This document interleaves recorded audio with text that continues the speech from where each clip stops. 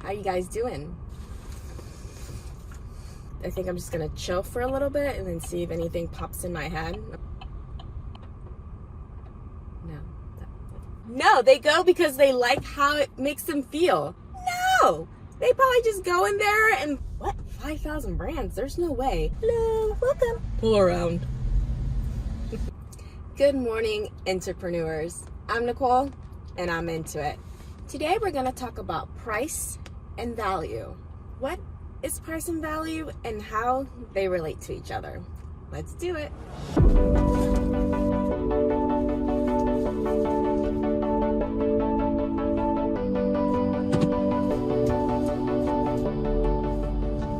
So price and value, what are they and how they relate to each other? So what is price and what is value? Price is simply the amount of currency, money, that you give someone, and value is what you get from that currency. Now, these two things have a lot to do with each other. Believe it or not, people don't buy because of price. They don't buy because they don't see the value in the price that you're presenting.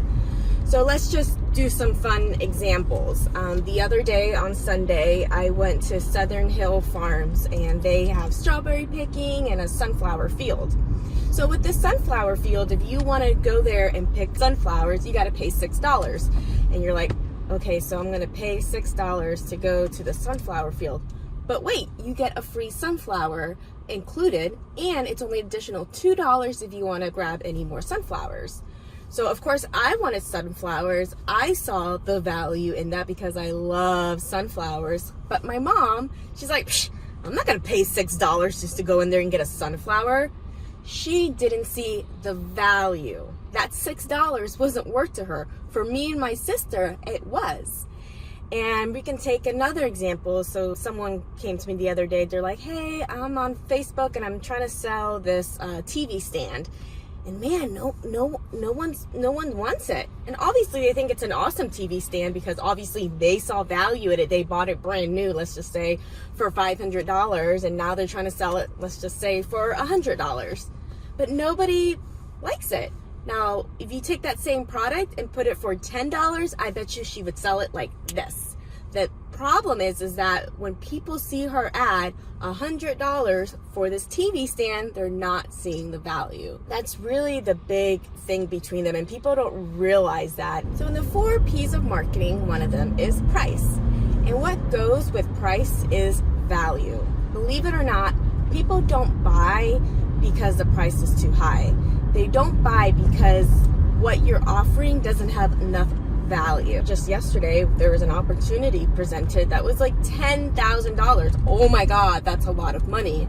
However, what they're presenting has so much value in it. And some people might think that's crazy to spend $10,000 on something, but what people don't realize is that people will pay almost any amount of money if they really want it, if they really see the value in it. That's really what it's about, and it's a marketer's job in order for people to see that value to justify the price, because people buy on emotions and people use the features and all that stuff to justify it, to have the logical part of it. You know, someone doesn't go buy a Ferrari because of X, Y, and Z feature. No, they go because they like how it makes them feel.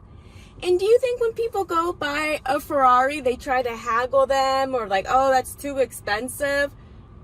No, they probably just go in there and buy it because it's not, they realize what the investment's going to make them feel. So a person already sees the value in a Ferrari, you know, so they're going to pay, I don't even know how much a Ferrari goes for anymore, but I'm sure it's whatever, let's just say $100,000. I should look that up, how much a Ferrari is. But again, it's not because of, you know, the price. The price is not a barrier to people because they see the value, and the value is how it makes them feel. You know, a convertible with the top down and your hair flowing. I mean, talk about value, talk about painting a picture. So that's really what marketing is about. It is not necessarily, yes, the price, but the price strategy has to do with the value proposition. And what I've been learning from Russell Brunson and Alex and Grant Cardone is you have to create a grand slam offer. You have to present an offer that has so much value that people would feel stupid saying no. So if, let's say, I put together a package and I valued it at $100,000 because it took me, over 1,000 hours to put it together, and then sold it for $1,000, people are like, wow, I just got a 90% off. And that's why sales work so well.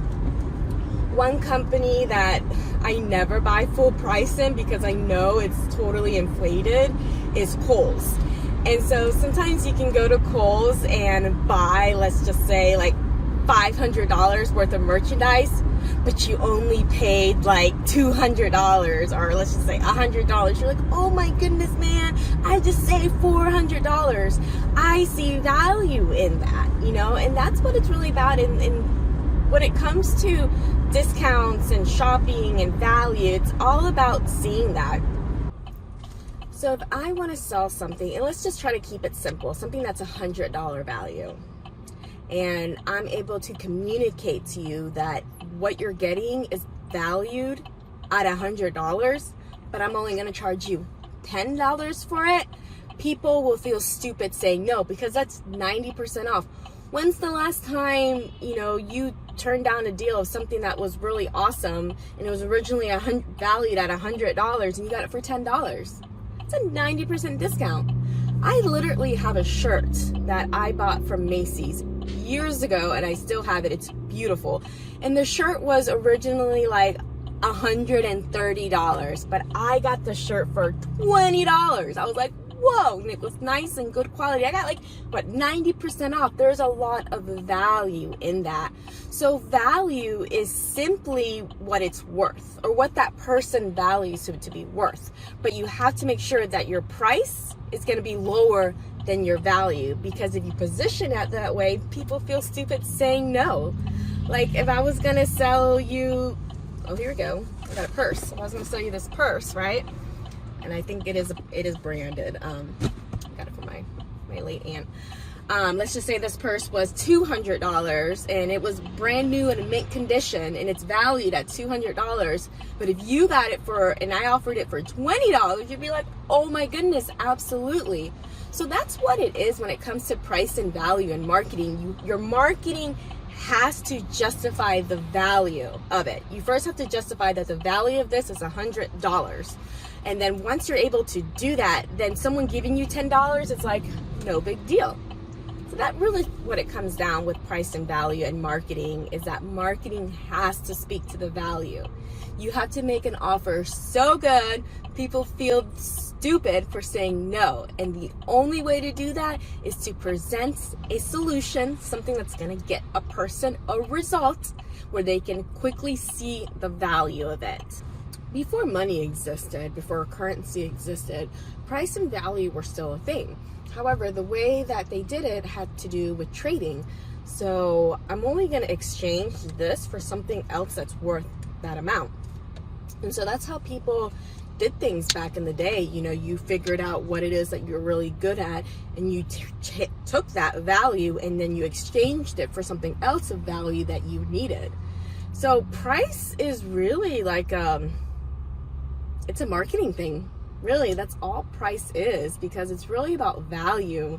And you can literally price something at any price, whether people are going to buy it or not. That has to do with the value. Price is so important, and that's why it's part of marketing. It's part of marketing because in order to justify your price, you have to present enough value. And that right there is probably one of the hardest things, where people don't really go there. They're like, okay, they just go by margins. They're like, all right, I bought this thing, I'm going to give 50% margin and here you go. And that might work sometimes, but it all has to do with how you present it.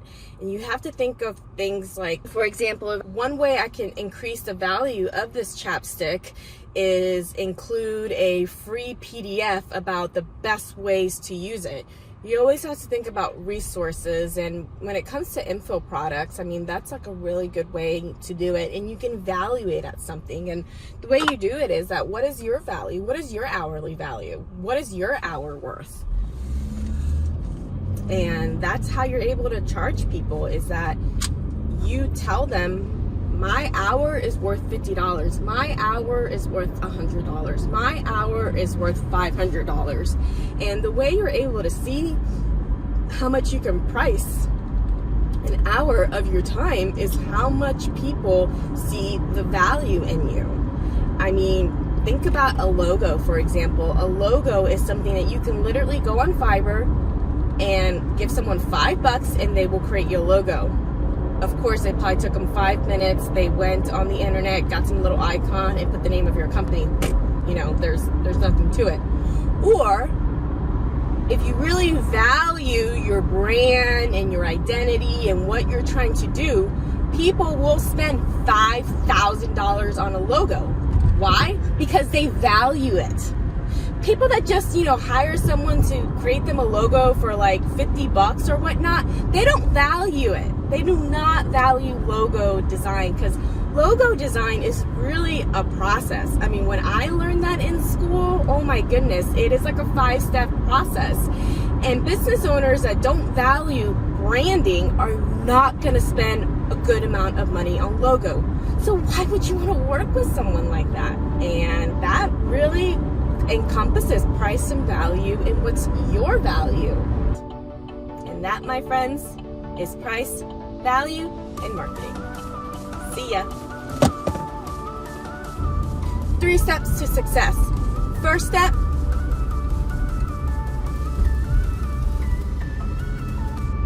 it was a day for me. I woke up late, and I don't know, I might think.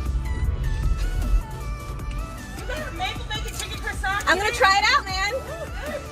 Why? Because they value it.